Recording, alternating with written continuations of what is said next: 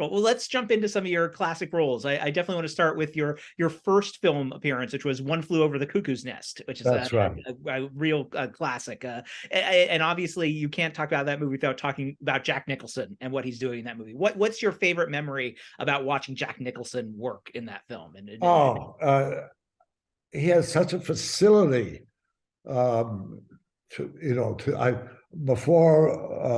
I was at, I watched him do a scene with some of the other patients. I forget which one, and they did this. They did several takes for them and he would always each time come out with a spontaneous, different reading of it.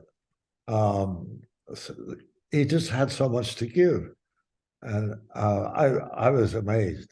I was amazed with all of that, and also with an incredible cast. Some people I already worked with a little bit, Danny DeVito and Vince Schiavelli. It was great.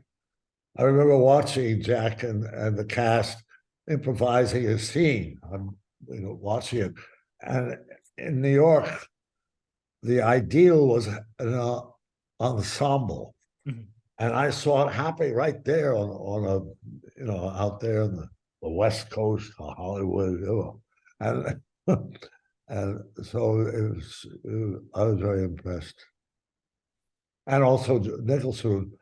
He had a really young, more or less inexperienced film actors, and he did everything. I mean, subtly, being cool about it, to help. And we were in the midst of the scene in the bathroom, and I could not find the groove, get back into it. And we were doing, and it was like, and between takes and a little lighting going on, Jack just kind of sauntered over to me. He saw my struggle and just said a few words and put me right back into it. And but that's the way he was with us. Let's jump to Taxi, which is a classic sitcom, and you're wonderful on that. When you came on board Taxi, how much of the character was there already, and what changed when you were cast? How much did you bring to that role to make him different?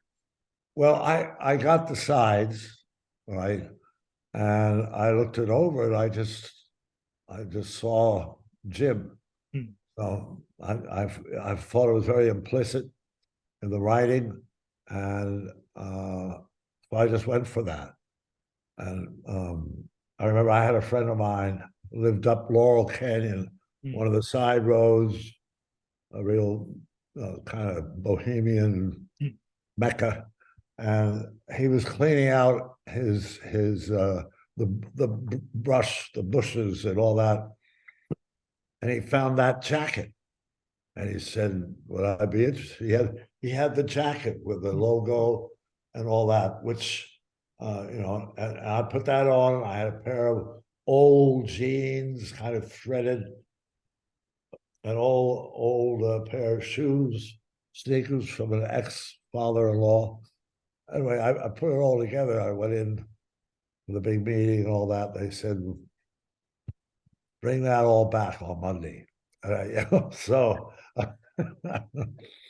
and then during the hiatus, all the costumes, everybody's costume is put into kind of a vault, so to speak, hold it for the next season. And I think the third or fourth season, it disappeared. It disappeared. So they contrived a new one.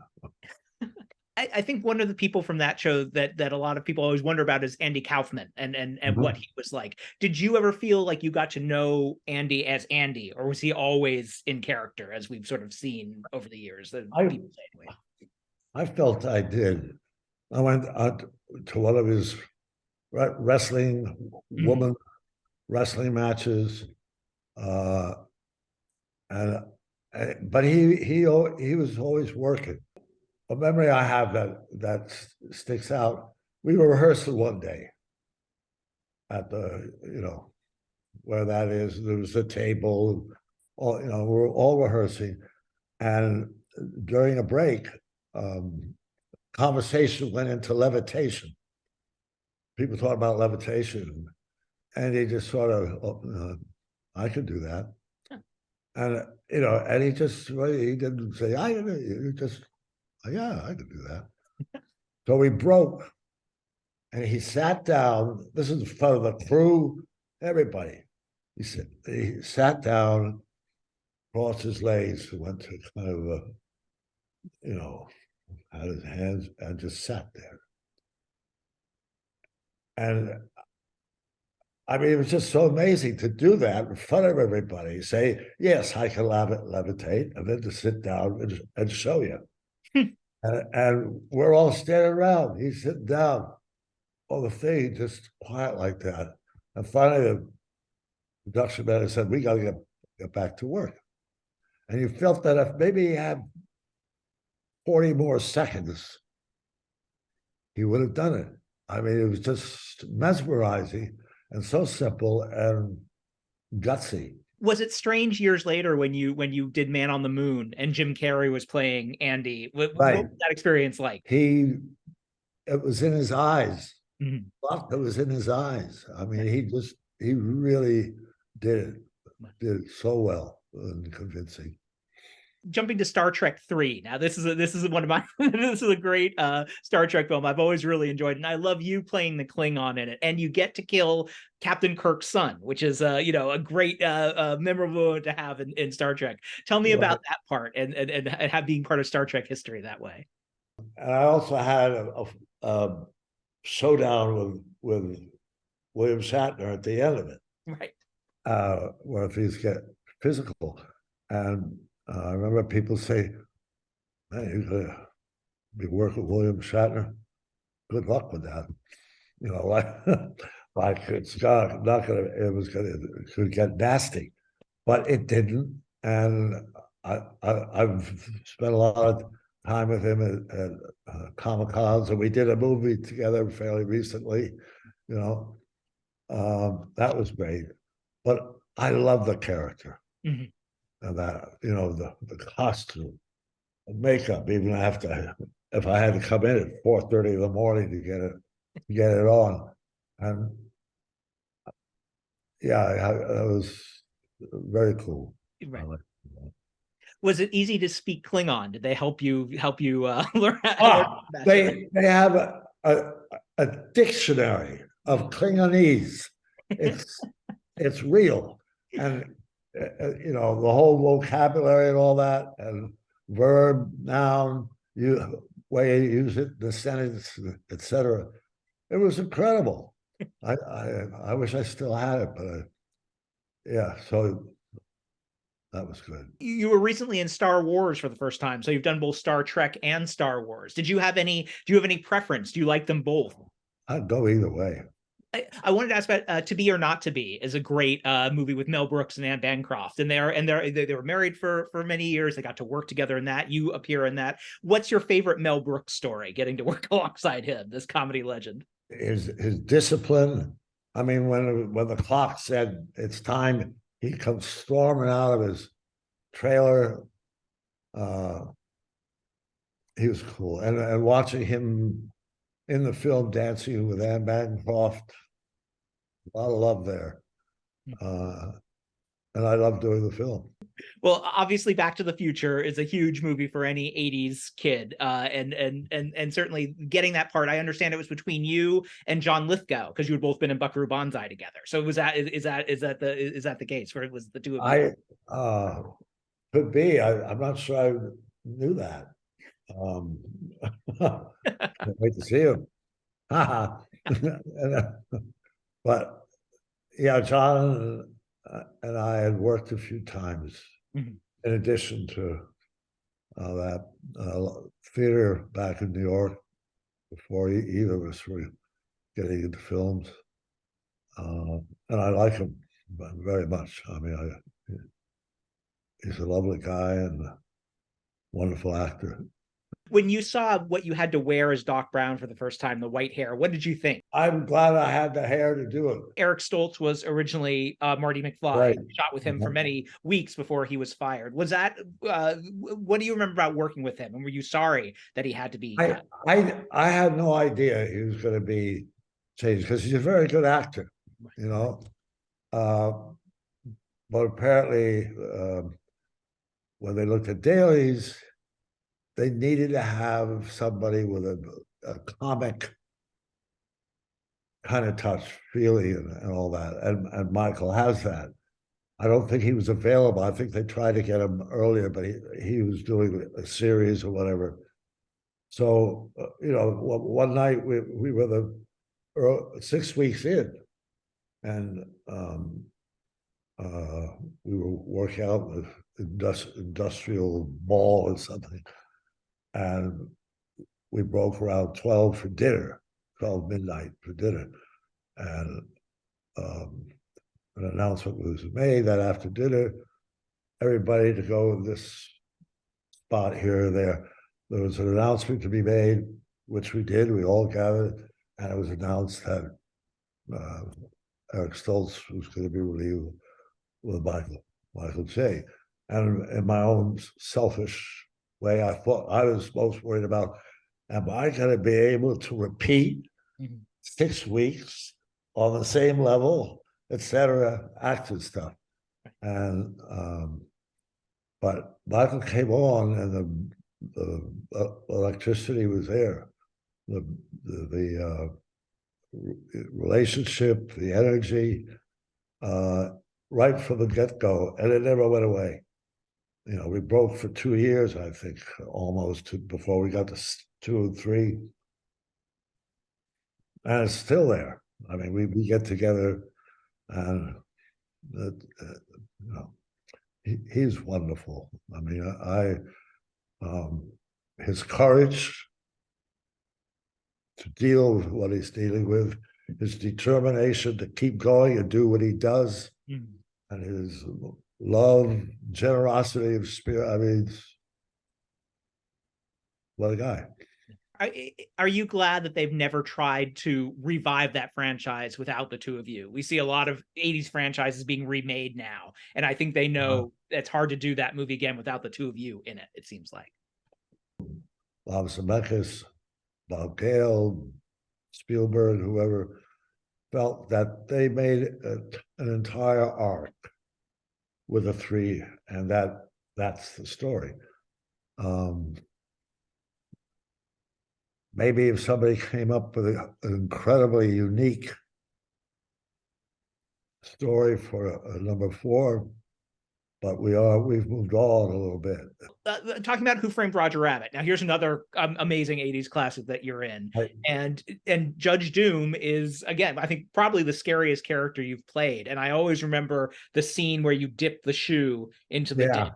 And that scene, as a child, terrified me. What was that scene like for you to do? Well, a lot of fans were terrified by it. But then I thought back to when the Disney films first came out, Bambi and Snow White and the Seven Dwarfs, Pinocchio, all that. I watched those eagerly, the way young kids do today. And there was more than one time when I was at night having horrible, nightmarish kind of thoughts. So it was satisfying that it was kind of payback. You scare me then, I'm going to scare you now. But I love doing Doom. It reminded me of the cartoon comics of Spy versus Spy. I felt like I was one of them, the Crow, the long thing. Yeah, it's great. Watching Bob Hoskins in that movie is always amazing to me because he has to act opposite nothing for so much of it. Yes, he said it was hard for him. It drove him a little crazy. Did you? It was driving him crazy. Right. He'd have nights where he had dreams where he couldn't get it out of his system, but he was wonderful. We were aided a lot with that problem. They had a pantomist. They had a dummy Roger Rabbit, the size and all that, and weight, and we practiced with an actual dummy. And the pantomist would say, "Okay, use those muscles there," or whatever. And we had a Fletcher, forget his first name. He was a comedian by profession mostly, and he was our off camera rabbit. Okay. And he was dressed up in a wacky costume. He had a kind of rabbit voice, and he would do the whole, be the Roger Rabbit off camera, and it was great. So, I have to ask, this is a movie I watched in the 90s, early 90s, a lot, Suburban Commando with yes, Hulk Hogan. Right. It was very silly, but I really enjoyed it at that age. What was it like working with Hulk Hogan? This was the height of his fame. What was he like as a person? Oh, it was great. I mean, very humble guy, but big guy, and his buddies would be around the set, and they were all, gargantuan physiques, but he was very sweet, and it was a good turn. Those kind of fish out of water comedies are always really funny. Was there a scene in particular you like doing with Hulk Hogan that way? A scene that you thought was really fun to do? Well, there's a scene where I'm frozen, and I have a line say, "I was frozen today," and so I was stiff.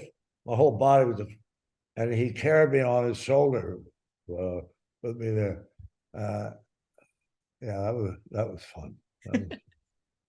Did he ever offer to show you any wrestling moves? Did you learn? Yes, I went to an actual wrestling match somewhere, wherever we were, and I don't think he wrestled that night, but all his buddies were wrestling, so I got to spend time with that, ringside seats, and see all that carnage, and then going back with them in the dressing rooms and kind of seeing the scene, Talking about the Addams Family movies now, you get to play Uncle Fester. Were you always an Addams Family fan? Were you looking forward to playing Fester in particular? Did you always?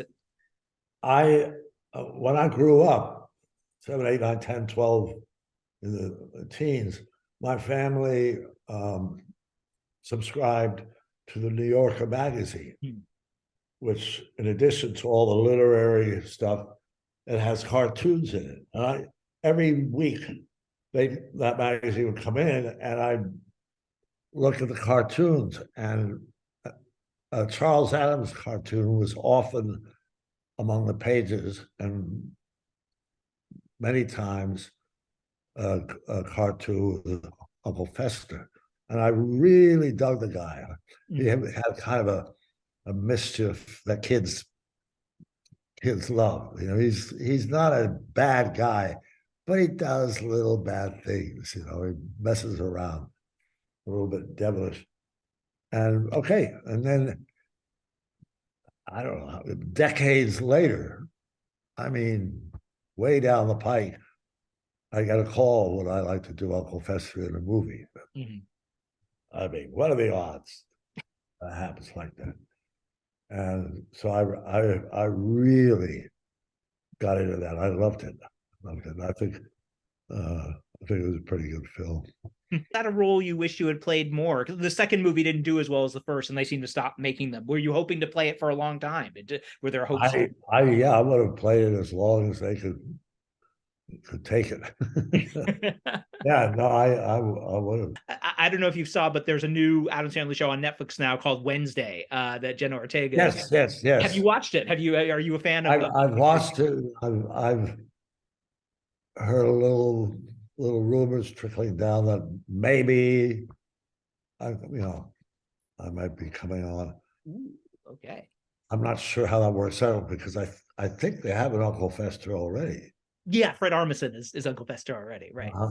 So I'm not sure how I would, but that that's how. Yeah, I think she's wonderful. Talking about television shows, you got to be on a TV comedy called Stacked that Pamela Anderson was on in the early 2000s. Did you enjoy working with her? She sort of had this renaissance recently. I did. I mean, she's knows what she's doing. She has a wonderful sense of humor, and I love that. I felt I wish it had gone on a little longer. I felt that it might have found itself. Cyber Chase. So you're back again this season as the hacker. This has been a great role for you. You get to scare or be a villain for a whole new generation of kids. Do you enjoy that, sort of knowing that you have multiple villains that have inspired every generation? Yeah. No, it's. I mean, the hackers. He's so human. He's greedy. He's self. Important, and really has no feeling about anything that stands in his way. Particularly as the episodes we've been doing now, he just any measure to control climate, he just treads right on it, just stomps on it. He's so selfish and doesn't care. He makes no apologies, but he doesn't like when his next thing he's got on his mind is foiled by the digits. But I think that's such a great part of that for the digits, for the kids to foil and stop him from doing what he does. They have to find a mathematical solution. I love that. It's just they're learning, and in their minds and imaginations, it helps them to overcome this jackass. Well, how digitally savvy are you? Would you consider yourself a hacker level expert with computers? How do you deal with it? Not even that much. So I know how he feels about high tech interfering with his lofty dreams. You've done so many animated characters over the years. What's the secret to doing a great animated character? What is your approach to doing and making a memorable character that people really connect to? Well, one thing that I learned as I did it more is that it takes as much energy and maybe more to convey the emotion, the feelings, and everything just through this right here, and so I've kind of learned how to make the most of that. But I when I'm doing it, I'm gesticulating and moving around, and sometimes I smack the mic, but we have to do it over. And but I feel I need to, get all that energy out in the voice and go where I have to. I sometimes they will film my recording and use some of that movements and gestures in the animation. So I'm immortalized. That's great. Yeah, you're giving them direction as you're recording. So that's great. Most recently, you got to be in George Clooney's movie, The Tender Bar. Yes. Had a great role in that as the grandfather. What was Clooney like as a director? What was it like to work with him on that? He's just very relaxed. I mean, he's got it. He knows what he's doing, and there's not a lot of fuss. He doesn't go there. You go there. Just he's got the gentle touch to it, and he just sort of puts it together. Like there's a lot of family scenes where I might be in the kitchen, somebody else is here, and they're talking to each other, even though they're not in the same room. And he just orchestrated that with such ease. It wasn't like, now what? He's a musician. You've worked with so many different kinds of directors over the years. What are some of what are the lessons you've learned in that department? Who are the directors you most like, not like working with? What kind of director do you most like working with? I haven't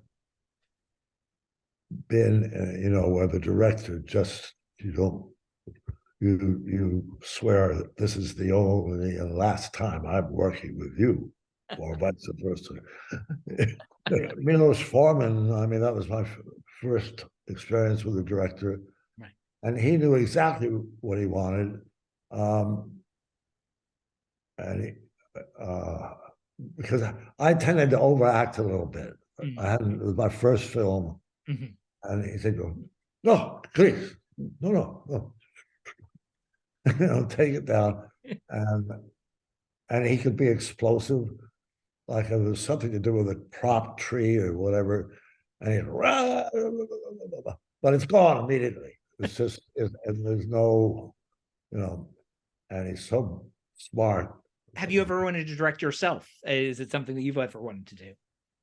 No, it's just too much work. You've accomplished so much in your career. I mean, I just think of all the amazing characters you've played and everything. What is there one lesson you sort of taken away from your career? Is there something that sort of guides you as you're making your roles now, choosing your roles now? I just, read it and think about, can I convey this character's reality to an audience? Do I understand him enough to bring him alive? And I love it when it feels that way, because then you can really, sometimes I've felt it's a little remote what I could do, but maybe you never know. But I look for that almost tangible thing that, even if it's a character you don't want to have in your house. You don't want to sit down and eat with this guy because they find the character deplorable, or but if I can find how to convey what's human about him, so people can view it and say, I don't like him, but I see what I understand him and feel for him, maybe. When fans come up to you, what's the character they most, is it Doc Brown that they talk about the most? Is it Judge Doom? Is there one in particular? Yeah, it's mostly Doc. Clue is kind of a sleeper, but there are more fans today, I think, than there have ever been. They're just so involved, loving Clue and some others, but yeah, they get into it. Right. Thank you so much for your time today. This has been really great. I really. Oh yes, thank you.